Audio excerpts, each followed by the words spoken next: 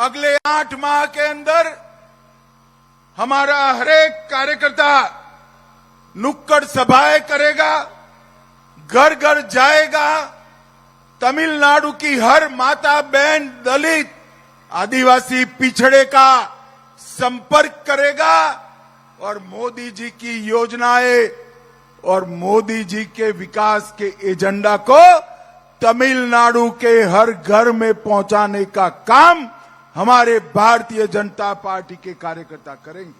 நண்பர்களே, நீங்களாம் செய்ய வேண்டிய மிகப்பெரிய பணி இப்ப என்ன இருக்குன்னா, வரப்போற 8 மாத காலத்துல ஒவ்வொரு பூத்துல இருக்கவங்களும் தெருமுனை கூட்டங்கள் போட வேண்டும், தெருமுனை கூட்டங்கள் போட வேண்டும், வீடு வீடாக போக வேண்டும்.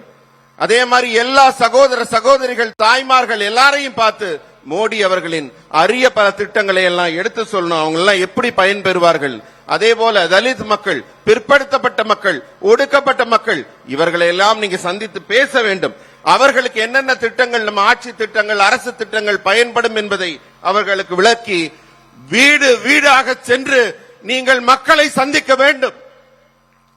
हमने केवल भारतीय जनता पार्टी नहीं, हमारे सभी सहयोगों को चुनाव जिताने के लिए काम करना है. நம்ம கூட்டணியில போட்டியிடுற ஒவ்வொரு வேட்பாளரின் வெற்றிக்காகவும் நீங்கள்லாம் உழைக்க வேண்டும். भाइयों बहनों, ये इंडी अलायंस वाले न तमिलनाडु का भला कर सकते हैं, न देश का भला कर सकते हैं.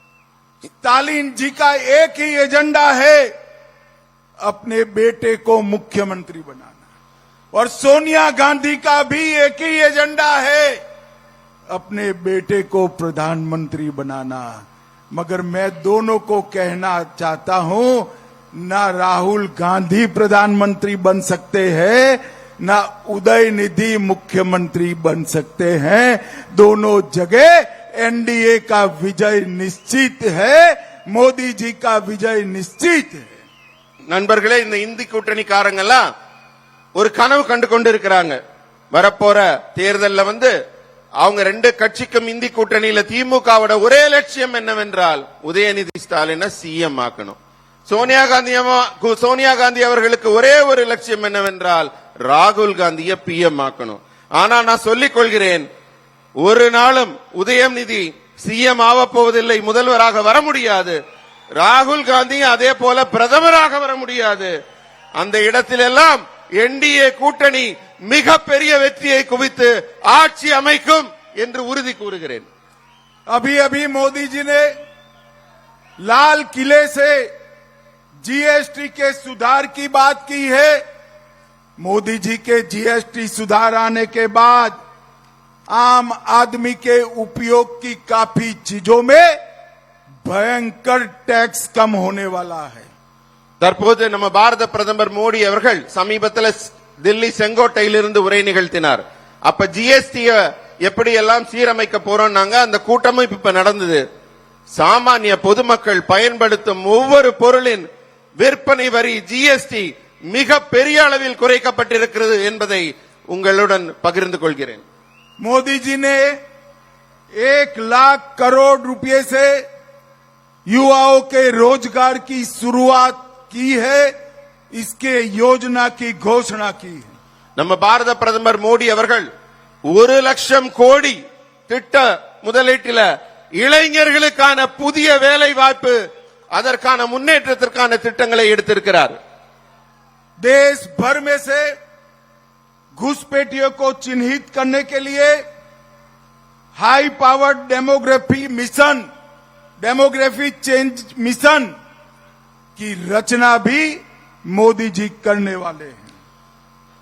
நம்ம டெமோகிராஃபினா நம்ம நில அமைப்பு, நம்ம வாழ்வியல் அமைப்பு, நம்மளுடைய வளர்ச்சியை ஒவ்வொரு பகுதியிலும் ஒரு இடம் உயர்வாகவும் மற்ற இடம் தாழ்வாகவும் இல்லாமல் எல்லாவற்றையும் முன்னேற்றக்கூடிய அளவில் மிக அரிய திட்டத்தையும் இப்போது அவர் கொண்டு வந்திருக்கிறார். भाइयों बहनों, अंत में मैं इतना ही कहना चाहता हूं, ये 28 विधानसभा के कार्यकर्ता आज यहां है. आप सभी को कहना चाहता हूं, नयनार नागेंद्र जी के नेतृत्व में आने वाले चुनाव में यहां पर तमिलनाडु में एनडीए की सरकार बने, इसका समय आ गया है। डीएमके को उखाड़कर फेंकने के लिए भारतीय जनता पार्टी का एक एक कार्यकर्ता आज से लेकर चुनाव तक अपनी कमर कस ले और मोदी जी के नेतृत्व में भारतीय जनता पार्टी और एनडीए को विजय दिलाने के लिए संकल्पबद्ध हो। நண்பர்களே, இங்க 28 சட்டமன்ற தொகுதியிலிருந்து ஒவ்வொரு பூத்ல இருந்தும் நீங்க எல்லாம் வந்திருக்கீங்க. வரப்போற வெற்றியை நீங்க முன்னறிவிப்பு செய்வதற்காக இங்க வந்திருக்கிறீங்க. இங்க வரப்போற தேர்தல்ல டிஎம்கேவை வேரோடு பிடுங்கி எறிந்து என்டிஏவின் வெற்றியை அறிவிப்பதற்காக நீங்கள் வந்திருக்கிறீர்கள். என்டிஏவின் மிகப்பெரிய வெற்றியை உங்கள் ஒவ்வொருவரின் உழைப்பால் தான் கொண்டு வர முடியும். मुझे बताइए, आप लोग अपने अपने बूथ में परिश्रम से हमारा समर्थन जुटाएंगे? நீங்க எல்லாரும் ஒவ்வொரு பூத்திலையும் உங்களுடைய உழைப்பால் பெரிய வெற்றிக்கான மாற்றத்தை உருவாக்குவீர்களா? சொல்லுங்க பதில். एनडीए सरकार बनाएंगे? என்டிஏ ஆட்சியை உருவாக்குவீங்களா? डीएमके सरकार उखाड़ कर फेंकेंगे? டிஎம்கே ஆட்சியை வேரோடு பிடுங்கி எறிவீர்களா? मोदी जी को विजयी बनाएंगे? மோடிஜியை வெற்றியாளராக கொண்டாடுவீர்களா? तो मेरे साथ दोनों हाथ उठाइए, उठाइए दोनों हाथ, எல்லாரும் ரெண்டு கையை உயர்த்துங்க, உரக்க சொல்லுங்கள். विजय के संकल्प की मुट्ठी भीजिए வெற்றிக்கான முழக்கத்தை முன்னெடுங்கள் और प्रचंड आवाज से बोलिए, भारत माता की जय, वंदे मातरम, वंदे वंदे। आप सभी का बहुत बहुत धन्यवाद। वणक्कम। நன்றி, வணக்கம். மத்திய உள்துறை அமைச்சர் அமித்ஷா பேசுகையில் மறைந்த நாகாலாந்து ஆளுநர் இல கணேசனுக்கு முதலில் புகழாரம் சூட்டினார். பிறகு துணை குடியரசுத் தலைவர் வேட்பாளராக தமிழகத்தைச் சேர்ந்த சிபி ராதாகிருஷ்ணன் தேர்வு செய்யப்பட்டிருக்கிறார். அவர் துணை குடியரசுத் தலைவராக வீற்றிருக்கப் போகிறார் என்கின்ற மகிழ்ச்சியான செய்தியை பகிர்வதாகவும் அவர் பேசியிருக்கிறார். தேசிய ஜனநாயக கூட்டணி அரசுதான் ஏபிஜே அப்துல் கலாம் அவர்களை குடியரசுத் தலைவராக அமர்த்தி அழகு பார்த்தது என்றும் அமித்ஷா பேசியிருக்கிறார்.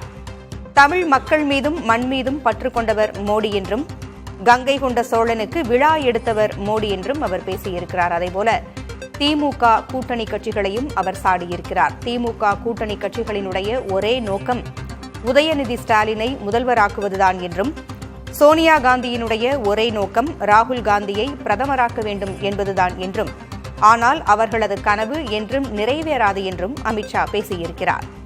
தமிழகத்தில் பாரதிய ஜனதா கூட்டணி ஆட்சி அமைப்பது உறுதி என்று அவர் மீண்டும் கூறியிருக்கிறார். கடந்த தேர்தலில் பாரதிய ஜனதா கட்சி 18% வாக்குகளை பெற்றதாகவும்,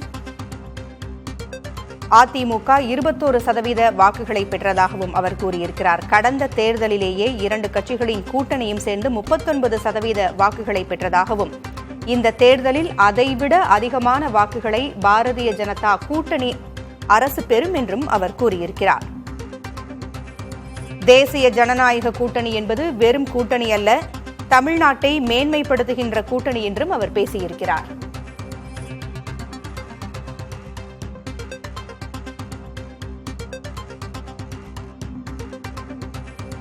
திமுகவை தமிழகத்திலிருந்து வேரோடு பிடுங்கி எறிய வேண்டும் என்றும் அமித்ஷா கூறியிருக்கிறார். பாரதிய ஜனதா கூட்டணி ஆட்சியை தமிழகத்தில் கொண்டு வாருங்கள் என்றும் அமித்ஷா பேசியிருக்கிறார்.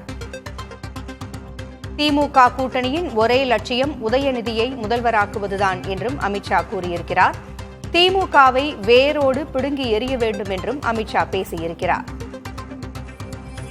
திமுகவினுடைய நோக்கம் உதயநிதி ஸ்டாலினை முதலமைச்சராக்க வேண்டும் என்பதுதான், ஆனால் அவர்களது லட்சியம் ஒருபோதும் நிறைவேறாது என்றும் அமித்ஷா பேசியிருக்கிறார். பாரதிய ஜனதா கூட்டணி ஆட்சியை தமிழகத்தில் கொண்டு வாருங்கள் என்றும் அமித்ஷா பேசியிருக்கிறார்.